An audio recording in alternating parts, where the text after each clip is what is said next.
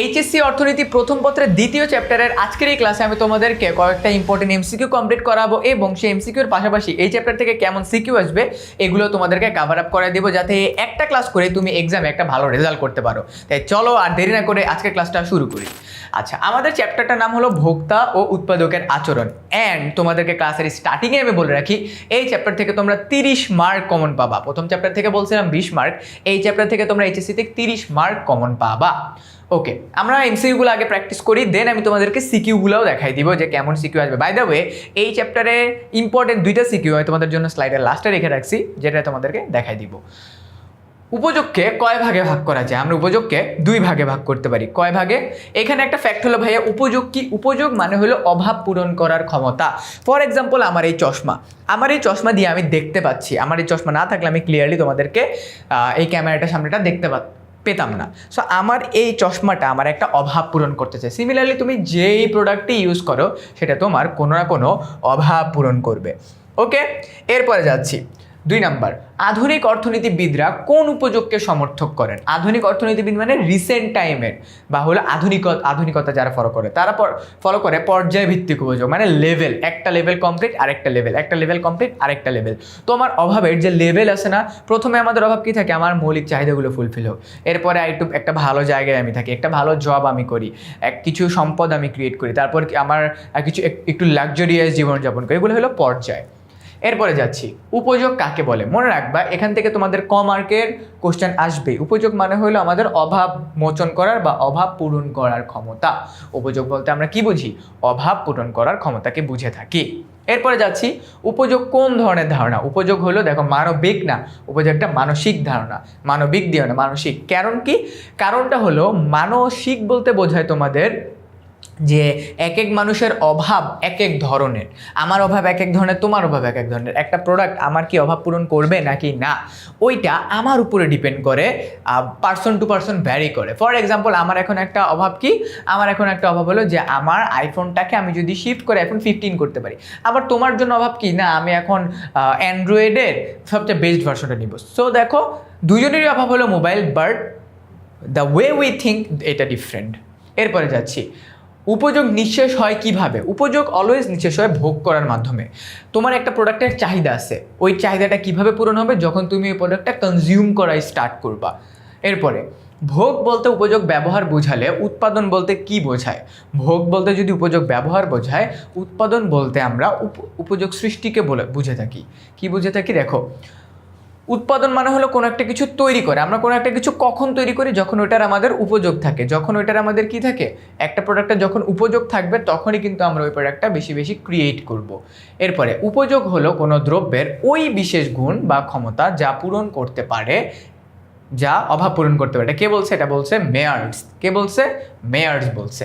এরপরে উপযোগ কয়টি পদ্ধতিতে পরিমাপ করা যায়? উপযোগ 2টা পদ্ধতিতে পরিমাপ করা যায়, এটা আমরা সবাই জানি।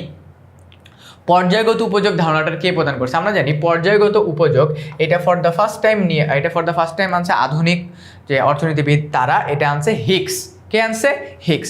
সো এই চ্যাপ্টার থেকে আমি একটু আগে যে তোমাদেরকে বললাম যে সিকিউ আসবে, সিকিউগুলো দেখতে কেমন হবে বা কোন কোন টপিক থেকে আসবে, চলো আমি তোমাদেরকে সেই টপিকগুলো একটা একটা করে আগে বলি। প্রথমত আমাদেরকে যে টপিকটা কমপ্লিট করতে হবে সেটা হলো চাহিদা যোগান, বা এটাকে আমরা নর্মালি বলে থাকি চাহিদা। আচ্ছা, আমি একটা একটা করে বলতেছি। চাহিদা বিধি। চাহিদা বলতে আমরা আলটিমেটলি কি বুঝি? চাহিদা বলতে আমরা বুঝি যে কোনো একটা দ্রব্যের আমাদের নিড আছে। ওকে, এখন কথা হলো ভাইয়া, চাহিদা বিধি কি? মনে রাখবা, কোনো প্রোডাক্টের দাম বাড়লে চাহিদা কমবে। অন দ্য আদার হ্যান্ড, দাম কমলে চাহিদা বাড়বে। এই টপিকটা থেকে প্রতি বছর কোশ্চেন আসবে, দাম কমলে চাহিদা বাড়বে। প্রতি বছর কোশ্চেন আসতেছে অ্যান্ড ভবিষ্যতেও আসবে। তোমাদেরকে পরীক্ষা ডিরেক্ট বলবে চাহিদা বিধি কি, চাহিদা বিধির চিত্র আঁকো, ডিরেক্টলি এভাবে করেই আসবে। এটা তোমাদের এমসিকিউতে আসতে পারে, কতে আসতে পারে, খতে আসতে পারে, গতে আসতে পারে, ইভেন ঘতেও আসতে পারে। ওকে, দাম বাড়লে তোমার চাহিদা কমবে, দাম কমলে চাহিদা বাড়বে, এটা একদম বেসিক একটা জিনিস। যদি একটা প্রোডাক্টের দাম বেড়ে যায়, যেমন রিসেন্ট টাইমে তোমার লেবুর দাম বেড়ে গেছে, সো লেবুর যদি দাম যেহেতু বাড়ছে, লেবুর চাহিদা কমে গেছে না? সিম্পল। আবার যদি লেবুর দামটা কমে যায়, দেন আবার চাহিদাটা বেড়ে যাবে না? এটাই তো সিম্পল হিসাব। ওকে, তো এখন কথা হলো ভাইয়া, তাহলে এখানে মেইন ফান্ডাটা কি? মেইন ফান্ডাটা খুবই সিম্পল, তোমাদেরকে এক্সামে চাহিদা বিধি বলবে তখন ডিরেক্টলি এভাবে করে লিখে দিবা। প্লাস আমাদেরকে আরেকটা জিনিস এখানে লক্ষ্য রাখতে হবে, যেহেতু দাম আর চাহিদার মধ্যে দাম আর চাহিদার মধ্যে বিপরীতমুখী সম্পর্ক বিদ্যমান। বিপরীতমুখী সম্পর্ক, কারণ কি একটা বাড়লে আরেকটা কমতেছে, আরেকটা কমলে আরেকটা বাড়ছে। যেহেতু এই দুইটার মধ্যে বিপরীতমুখী সম্পর্ক বিদ্যমান, তাই তুমি যদি চাহিদা রেখা আঁকো, চাহিদা রেখাটা দেখতে এরকম হবে, অ্যান্ড যে চাহিদা রেখাটা কি হবে? নিম্নগামী হবে। চাহিদা রেখা কেন নিম্নগামী হয়? কারণ দাম আর চাহিদার মধ্যে বিপরীতমুখী সম্পর্ক বিদ্যমান হওয়ার কারণে চাহিদা রেখা হয়ে থাকে নিম্নগামী। ওকে, ডান, এতটুকু বুঝে গেছি। এরপর তুমি যত ধরনের চাহিদার চিত্র আঁকবা, দেখবা তোমার রেখাটা দেখতে ঠিক এরকম হচ্ছে। চাহিদা রেখাটা আঁকার পর এখানে ডি, চাহিদাকে আমরা ডি দ্বারা প্রকাশ করি। যেহেতু আমরা চাহিদা বুঝে গেলাম, চাহিদার পাশাপাশি আমাদেরকে আরেকটা জিনিস বুঝতে হবে। আচ্ছা দাঁড়াও, আমি তোমাদেরকে একদম প্র্যাকটিক্যালি দেখাই দিই যে এটা দেখতে আলটিমেটলি, বা চাহিদাটার এটা দেখতে আলটিমেটলি কেমন হয়ে থাকবে। ওকে, সো দেখো, আমাদের মনে করো এক্সামে এরকম একটা বক্স দেওয়া থাকবে, বক্সের ভিতরে মনে করো এরকম তিনটে দিয়ে থাকলো, একটা হলো দাম, আর একটা হলো চাহিদা। একটা হলো দাম আর একটা কি? চাহিদা। দাম 1 2 3, ওকে। চাহিদা দাম 1 2 3, চাহিদা 5 10 15। আচ্ছা, দাম যদি বাড়ে চাহিদা কমবে। ওকে, ওয়েট 15 10 5, সিম্পল। এইবার দেখো, একটা প্রোডাক্টের দাম কম, ওটার চাহিদা বেশি, দাম বাড়তেছে চাহিদা কমতেছে, এভাবে করে দেওয়া থাকবে। আমরা যখন চিত্র আঁকবো, আমরা অলওয়েজ তোমার মনে করো চাহিদাটাকে এখানে দিব, দামটাকে এখানে দিব না, চাহিদাটাকে এখানে দিব। হ্যাঁ, আমরা দামটাকে এখানে দিব। অলওয়েজ মনে রাখবা, দামটাকে আমরা এই সাইড দিব, চাহিদা বা যোগানটাকে আমরা নিচে দিব। এখানে দিব দাম, এখানে দিব আমরা চাহিদা। দিলাম এখানে 0।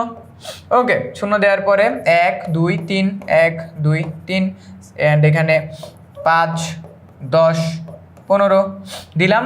1 হলে 15, 1 হলে 15, 2 হইলে 10, 3 হইলে 5, মিলে গেছে। চাহিদা রেখা নিম্নগামী, ডান।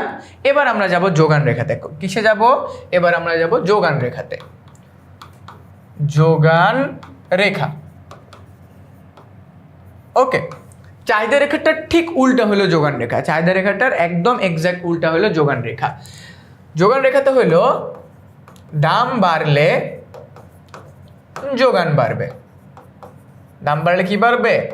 যোগান বাড়বে। অন দ্য আদার হ্যান্ড, দাম কমলে যোগানও কমবে, দাম কমলে যোগান কমবে। এখন কথা হইলো ভাইয়া, এটা কিভাবে হইলো? দেখো, যোগান কথাটার মেইন ফ্যাক্টই হইলো বিক্রি করা, একটা প্রোডাক্ট বিক্রি করা। একজন বিক্রেতার পয়েন্ট অফ ভিউ থেকে, যে একটা দোকানে বসতেছে, উনি চিন্তা করে যে প্রোডাক্টটার দাম বেশি, ওই প্রোডাক্টের জন্য আমার দোকানে বেশি থাকে, ওই প্রোডাক্টটা মানে একটা প্রোডাক্টের দাম মনে করো 5000 টাকা, ওই প্রোডাক্টটা দোকানে যদি বিক্রি হয়, ডেফিনেটলি ওই প্রোডাক্টের উপর প্রফিট বেশি হবে। আবার যে প্রোডাক্টের দাম কম, ওটা যদি কম বিক্রি হয়, দেন প্রফিটও কম হবে। সো সিমিলারলি আমরা অলওয়েজ মাথায় রাখবো, যোগান রেখা না, এটা যোগান বিধি হবে। যোগান রেখা না, এটা যোগান হবে বিধি। একটা চাহিদা বিধি আর একটা হলো যোগান বিধি, ডান, আমরা দিলাম। সিমিলারলি আমরা এখানেও দেখব, দাম আর যোগানের মধ্যে সমমুখী সম্পর্ক বিদ্যমান। যদি বিপরীতমুখী হলে নিম্নগামী হয়, সমমুখী হলে চিত্রটা ডেফিনেটলি এরকম হবে, তাই না? অ্যান্ড যোগান রেখা কি হবে? যোগান রেখা হবে হলো তোমার ঊর্ধ্বগামী।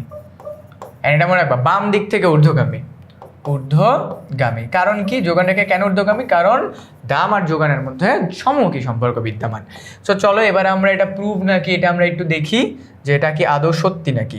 আমাদের সিমিলারলি পরীক্ষার সময় একটা বক্স দেওয়া থাকবে, এখানে দেওয়া থাকবে আমাদের দাম, এখানে দেওয়া থাকবে আমাদের যোগান।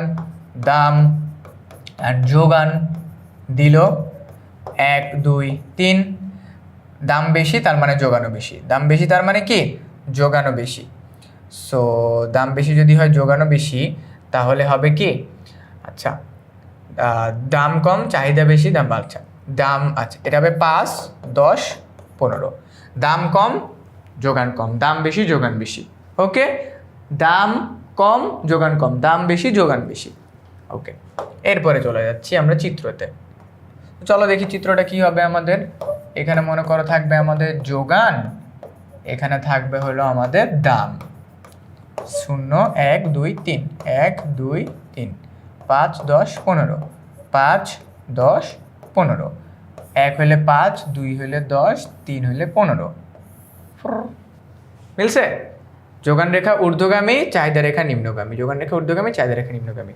এখন অনেকে বলবে ভাইয়া বুঝে গেছি চ্যাপ্টার টান। আরে বাবা না, এই যে এতক্ষণ তুমি যেটা শিখলা এটা হলো প্রাইমারি লেভেল।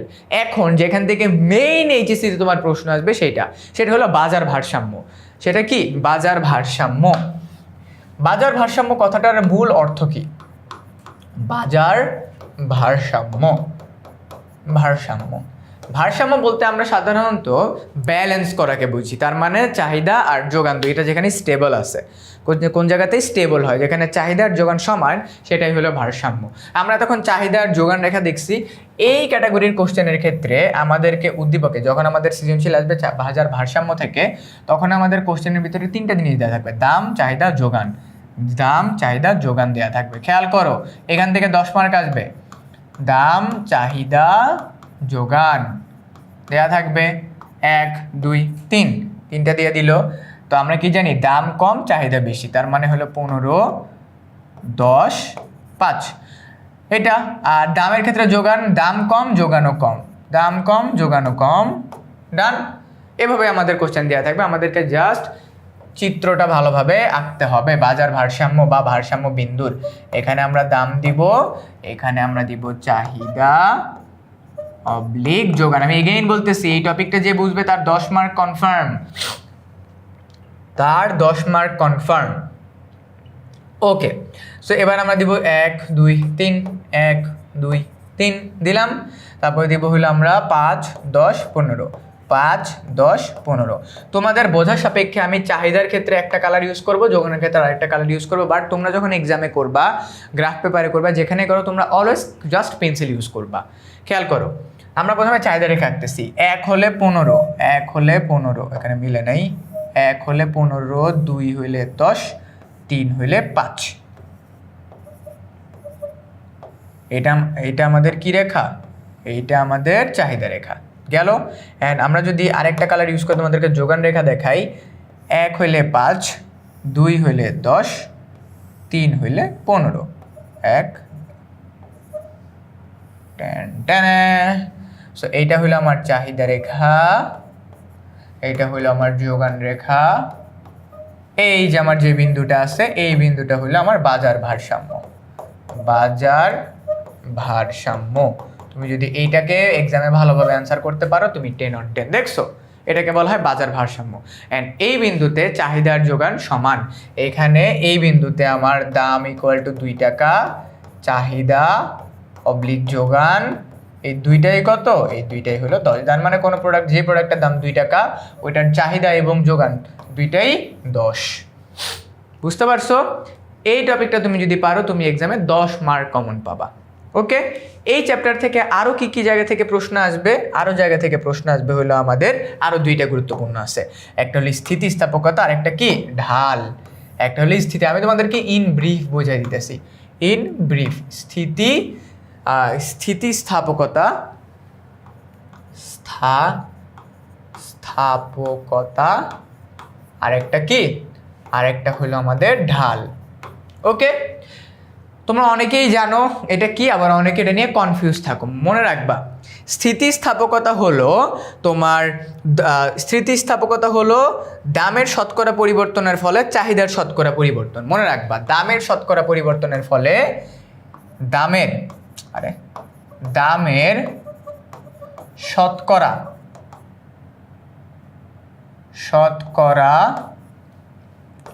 পরিবর্তনের ফলে, এরকম কেন হচ্ছে বারবার? পরিবর্তনের ফলে, আজব বিরক্ত লাগতেছে এটা বারবার এরকম কেন হচ্ছে। আচ্ছা, আমরা একটু কলমটাকে চেঞ্জ করে নিই, তাহলে আমাদের জন্য মেবি ইজিয়ার হবে। ওকে, স্থিতিস্থাপকতা হলো দামের শতকরা পরিবর্তনের ফলে চাহিদার শতকরা পরিবর্তন। দামের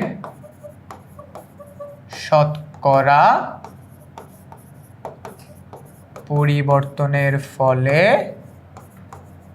চাহিদার শতকরা পরিবর্তন। চাহিদার শতকরা পরিবর্তন। পরিবর্তন। দেখো এই টপিক থেকে তোমাদের কিন্তু একটা ফুললি আরেকটা সিকিউ আসবে, এটা হলো ম্যাথ ক্যাটাগরির আসবে। কি আসবে? ম্যাথ ক্যাটাগরির আসবে। সো আমাদের এটা মনে রাখতে হবে, যে এই ক্যাটাগরির কোশ্চেনের ক্ষেত্রে আমাদের অলওয়েজ মাথায় রাখতে হবে যে আমাদের সূত্রগুলো একটু ভালোভাবে মনে রাখতে হবে। সো আমি তোমাদেরকে যদি বলি ইডি ইকুয়াল টু তোমার মনে করো দামের পার্সেন্টেজ চাহিদার পার্সেন্টেজ, দুটাকে ভাগ করবা, ভাগ করলে উপরে তোমার দাম, নিচে হলো চাহিদা, এরকম দুইটা পার্সেন্টেজ দিয়ে তুমি ভাগ করবা, ভাগ করলে দেন তুমি মনে করো একটা মান পাবা। যেমন আমি যদি তোমাদেরকে এক্সাম্পল দিয়ে একটা দেখাই দিই, চালের দাম 10% কমিয়ে চালের দাম 10% কমলে চাহিদা 20% বাড়ে। মনে করো কি, মনে করো এক্সামে কোশ্চেন আসলো চালের দাম 10% কমলে চাহিদা 20% বাড়বে।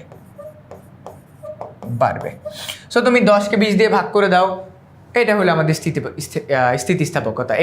আমাদের বইয়ের ভিতরে বিভিন্ন ধরনের স্থিতিস্থাপকতা আছে, গাণিতিক স্থিতিস্থাপকতা, আর স্থিতিস্থাপকতা, but the basic fact is একটা দামের পরিবর্তনের কারণে আরেকটা কতটুকু পরিবর্তন হচ্ছে। ডান। এই স্থিতিস্থাপকতা থেকে আমাদের যে ম্যাথটা আছে, এই ম্যাথ থেকে আমাদের ফুললি একটা সৃজনশীল আসার পসিবিলিটি আছে। এরপর আছে আমাদের দেখো ঢাল, বা যেটাকে আমরা স্লোপ বলে থাকি। ঢাল হলো দাম পরিবর্তনের ফলে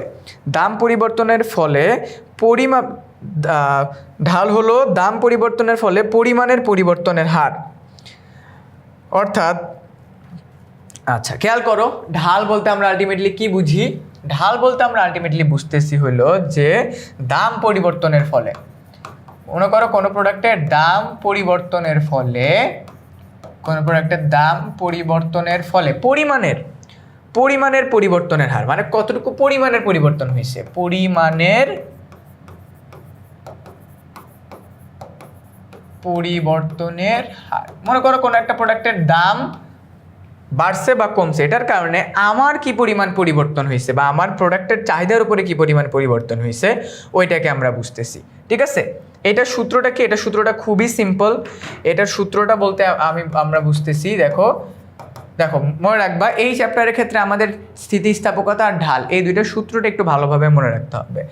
এটা হলো del P divided by del Q. Del মানে হলো পরিবর্তন, ডেল মানে কি? ডেল মানে হলো পরিবর্তন, তার মানে আগের পরেরটা থেকে আগেরটার পরিবর্তন। মনে করো আগে দাম ছিল 20 টাকা, এখন হচ্ছে 30 টাকা, তার মানে 30 থেকে 20 বাদ দিতে হবে।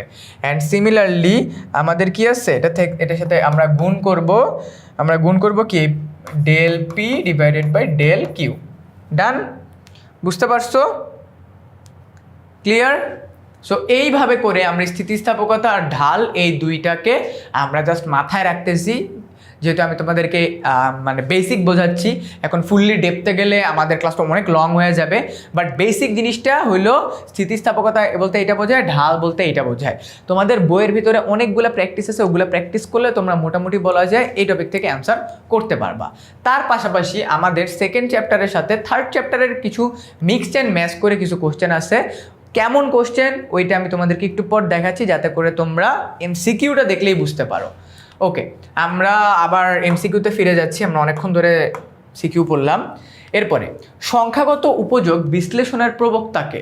সংখ্যাগত উপযোগ বিশ্লেষণের প্রবক্তা হলো অধ্যাপক মার্শাল। কে? অধ্যাপক মার্শাল।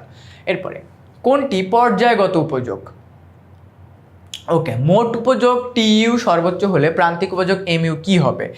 কাইন্ড অফ এই টপিকটা থার্ড চ্যাপ্টারের, বাট এই টপিকের কিছু কিছু বেসিক তোমাদের এই চ্যাপ্টারেও আছে। সো এই টপিকটা আমরা আরও ক্লিয়ারভাবে বুঝবো থার্ড চ্যাপ্টারের ভেতরে। ওকে, আমরা আগে এটা দেখি। মোট উপযোগ টিইউ সর্বোচ্চ হলে প্রান্তিক উপযোগ এমইউ কি হবে? এমইউ অলওয়েজ 0 হবে, এটা মাথায় রাখবা। মোট উপযোগ যদি সর্বোচ্চ হয়, প্রান্তিক উপযোগ তখন হবে 0। একটি নির্দিষ্ট সময়ে একটি দ্রব্য ক্রমাগত ভোগ করতে থাকলে তার কোনটি হ্রাস পায়? তার উপযোগ হ্রাস পায়। একটা নির্দিষ্ট সময়ে একটা দ্রব্য ক্রমাগত ভোগ করতে থাকলে তার উপযোগ হ্রাস পায়। কোন অর্থনীতিবিদরা সংখ্যাগত উপযোগকে সমর্থন করেন? এটা হলো ক্লাসিক্যাল, তার মানে অনেক আগের মানুষজন। 10টা আম কিনে 4টা খাওয়ার পর জনি আর খেতে পারলো না, এটা কিসের প্রকাশ? এটা বলো, এটা অনেক ট্রিকি একটা কোশ্চেন। ইফতারের টাইমে তোমার সামনে অনেক খাবার আছে, এখন তুমি জাস্ট 10 রকমের খাবার মধ্যে 4 রকমের খাবার খাইলা, বাকিগুলো খাইতে পারলা না। এটার কারণ কি? এটার কারণ হলো তোমার উপযোগ পূরণ হয়ে গেছে। তোমার খাবারের যে অভাব, ওই অভাবটা পূরণ হয়ে গেছে। বাট একটা স্পেসিফিক খাবারের ক্ষেত্রে তোমার সামনে আরও, তুমি বাকিগুলো কেন খেলে না? কারণ তোমার পেটের যে আরও পোর্শনটা আছে, তোমার যে আরও ক্ষুধাটা আছে, ওইটা তুমি অন্য খাবার খেয়ে ফুলফিল করবা। এই জন্য এখানে চাহিদাটা অ্যান্সার হয়নি। ওকে, এরপরে যাচ্ছি। উপযোগ হলো কি? মানসিক ধারণা, অভাব পূরণের ক্ষমতা, উপকারিতা। এটা উপকারিতা না, এটা উপযোগিতা হবে। এটা উপকারিতা না, এটা হলো উপযোগিতা। ওকে, উপযোগ হলো মানসিক ধারণা, ডেফিনেটলি অভাব পূরণ ক্ষমতা, এবং হলো উপযোগিতা, তিনটাই। এরপরে প্রান্তিক উপযোগ শূন্য হওয়ার পূর্ব পর্যন্ত মোট উপযোগ কি হয়? একটু আগে দেখছি মোট উপযোগ বাড়ে। প্রান্তিক উপযোগের সমষ্টিকে কি বলা হয়? প্রান্তিক উপযোগের সমষ্টিকে, তার মানে MU, এইটার মানে যে সামিশন আছে, ডেফিনেটলি এটা সামিশন হলো মোট উপযোগ, কারণ আমরা মোট উপযোগ থেকে মাইনাস করে করে করে করে প্রান্তিক উপযোগটা বের করে থাকি। প্রান্তিক উপযোগ হ্রাসের কারণ কি? প্রান্তিক উপযোগ হ্রাসের মূল কারণটা হলো ভোগের পরিমাণ বৃদ্ধি। কোনো একটা প্রোডাক্টের ভোগের পরিমাণ বা আমি কতটা কনজিউম করতেছি ওটার পরিমাণ বৃদ্ধি হইলে আমাদের কি হয়? আমাদের মোট উপযোগ হ্রাস পায়।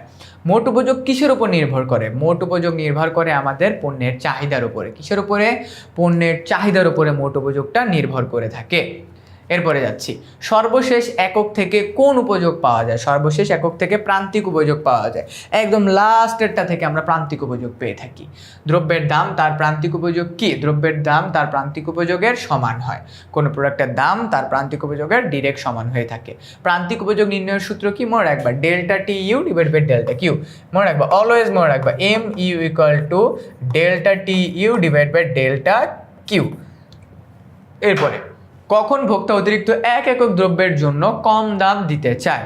যখন হইলো উপযোগ কমে যায়। যখন কি হয়? যখন উপযোগটা কমে যায়। ওকে, এবার আমি তোমাদেরকে এই চ্যাপ্টার থেকে যদি দুইটা সিকিউ দেখাই, যে দুইটা সিকিউ থেকে তোমাদের এক্সামে হুবহু কমন চলে আসার বড় একটা পসিবিলিটি আছে। দেখো তো, এই যে কোশ্চেনটা আছে, তোমরা যারা যারা বাসায় প্র্যাকটিস করতে চাও তারা এটা দেখে বাসায় প্র্যাকটিস করবে। এখানে কি কি আছে? পরিবর্তক দ্রব্য। একটা দ্রব্যের পরিবর্তে আমি যদি আরেকটা দ্রব্য ইউজ করি, যেমন চায়ের পরিবর্তে আমি যদি কফি ইউজ করি, এটাকে বলবো আমরা পরিবর্তক দ্রব্য। ওকে, স্বাভাবিক দ্রব্যের ক্ষেত্রে চাহিদা রেখা বাম থেকে ডান দিকে নিম্নগামী হয়। কেন বাম থেকে ডান দিকে? কারণ আমরা চাহিদা রেখা জানি, চাহিদা রেখা বাম থেকে ডানে নিম্নগামী হয়ে থাকে। এখানে খালি ঘরগুলো পূরণ করো। দেখো, আমরা জানি যে মোট উপযোগ, দেখো 10 10, ওকে ফাইন। এবার 18 থেকে যদি 10 বিয়োগ করি, খেয়াল করো, 18 থেকে যদি 10 বিয়োগ করি তাহলে এটা এখানে আসবে, তার মানে এখানে 8 হবে। ওকে, 8 হইল। এবার আমাকে বলছে এখানে 6, তার মানে 18-র সাথে কত যোগ করলে, 18-র সাথে কত যোগ করলে এখানে 6 হবে, এটা আমাদেরকে লিখতে হবে। তার মানে আমাদের এটা কিন্তু একটা ট্রিকি কোশ্চেন। মনে রাখবা, এই কোশ্চেনটা কিন্তু বিভিন্ন কলেজের টেস্ট এক্সামে আসে, বিভিন্নবার এইচএসসি পরীক্ষায় হুবহু এই ক্যাটাগরির কোশ্চেন আসে। তাই অলওয়েজ এই ক্যাটাগরির কোশ্চেনগুলোকে অ্যান্সার করার ট্রাই করবা। প্লাস এখানে আমাদের আরেকটা জিনিস আসতে পারে, AU, এটাও দিয়ে দিতে পারে। এটা হলো অ্যাভারেজ ইউটিলিটি। ওকে, উপযোগ। সো এটা থেকেও আমাদের অ্যান্সার করতে হবে। আমি তোমাদেরকে এটা বলতে পারো একটা টাস্ক দিচ্ছি, যারা যারা বাসায় প্র্যাকটিস করতে চাও তারা এই কোশ্চেনটা প্র্যাকটিস করে ফেলবা। তাহলে তোমরা বুঝতে পারবা যে আলটিমেটলি তোমার এই চ্যাপ্টার প্রিপারেশন কেমন। আমি যে তোমাদেরকে ক্লাসের স্টার্টিংয়েই বলছি, অর্থনীতি প্রথম পত্রের সেকেন্ড চ্যাপ্টার থেকে তোমাদের 30 মার্কের প্রশ্ন আসবে। 10 মার্ক এই টাইপের কোশ্চেন, 10 মার্ক আসবে স্থিতিস্থাপকতা বা ঢাল থেকে, আর 10 মার্ক আসবে বাজার ভারসাম্য থেকে। ওকে, এর পরের ক্যাটাগরি সিকিউ হলো চাহিদা সমীকরণ থেকে, যে চাহিদা সমীকরণের আমাদের যে পুরো বিষয়টা আছে, এই যে আর স্থিতিস্থাপকতা বলতে কি বোঝায়, চাহিদা সমীকরণ, তার মানে তোমার নিজের মতো করে তুমি চাহিদা সমীকরণটাকে ব্যবহার করবা, মান বের করবা, চিত্র আঁকবা। ওকে, সো আমি তোমাদেরকে আজকের এই ক্লাসে এভারেজে তোমাদেরকে অনেকগুলো এমসিকিউ পড়াইলাম, এমসিকিউর পাশাপাশি তোমাদেরকে কয়েকটা সিকিউ কমপ্লিট করাইছি, প্লাস তোমাদেরকে এই চ্যাপ্টারের স্থিতিস্থাপকতা, ঢাল, তারপর হলো বাজার ভারসাম্য, পুরো টপিকগুলো বুঝিয়ে দিচ্ছি, যেগুলো থেকে তোমাদের থিওরি আসবে। এই চ্যাপ্টার থেকে তোমাদের যদি কোনো কোশ্চেন থেকে থাকে সেটা আমাকে এই ভিডিওর কমেন্ট সেকশনে জানিয়ে দাও। তোমার সাথে দেখা হচ্ছে আমার পরবর্তী চ্যাপ্টারে।